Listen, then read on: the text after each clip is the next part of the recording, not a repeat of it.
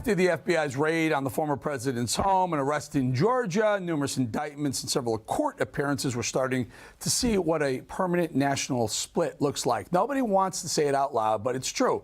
This is not just a break between Democrats and Republicans. What we're seeing is a divide between people who are willing to use the power of the state to accomplish their political objectives and those who aren't. No honest person thinks arresting the former president is legitimate or even okay, but it doesn't stop our corporate media from saying Trump should be in jail to learn his lesson. Watch them explain with the utmost confidence.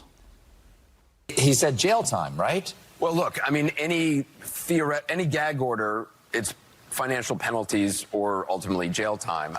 It seems hard to imagine, but I agree. Only jail will get to him directly. Any other client would have already been jailed a long time ago. No, any other client would have been jailed a long time ago. That's the problem. He's already getting so much special treatment.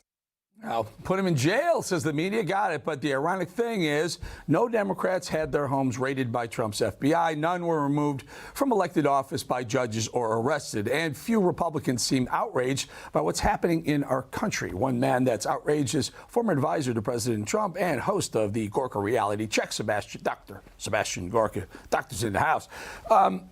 One time we were talking on air, Seb, you said we need to fight like they do. Are you suggesting we use lawfare the way the left does?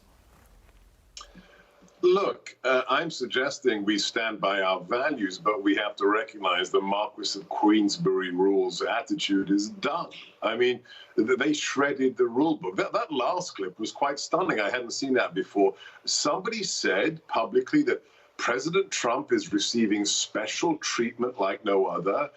Eric, have you ever received special treatment to the effect that you have a gag order on you, your businesses have been unilaterally shut down by a left-wing judge, and your home has been raided by the FBI? Have you ever enjoyed special treatment like that? I mean, beyond the irony, that's the point.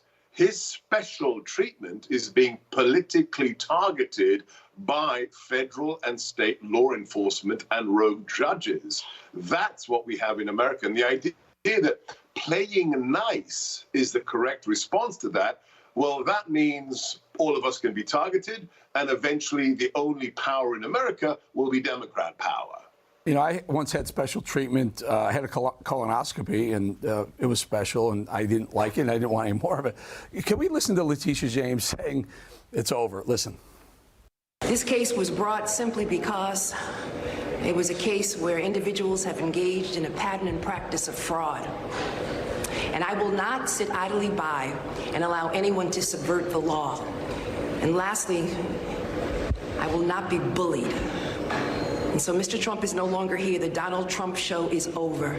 This was nothing more than a political stunt. Well, Seb, I'll let you go, but, you know, she's sitting idly by while the murder rate is racking up and crime is wrecking New York City. But go ahead. Well, look at the nation's capital where I am. We've had 220 murders this year, and it's what, not even November. 700 carjackings, one of them of a congressman this Monday, just a block from his apartment.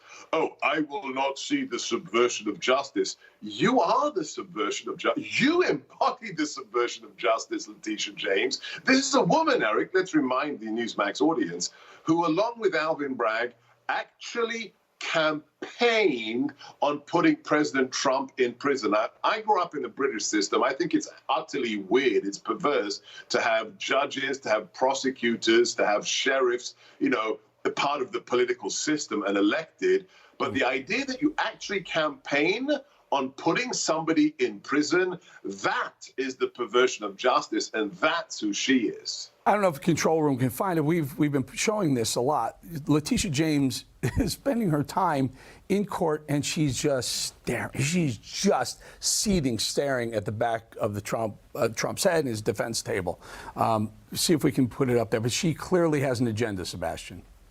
But what about Judge Engoron, right? The guy who says, you're not going to have cameras in my court for this civil action. And then when somebody, you know, pans their camera in front of him, He mugs it up for the What is this, Eric? What is this? Is this an impartial officer of the court, or is this somebody who wants to be the star of the show that takes down the 45th president? Watch here. Look at that. Look at that. Look at that. See her. Keep rolling that control a little bit more, and you see she's just looking and staring at Trump, the back of his head. Why is the Attorney General of New York sitting there?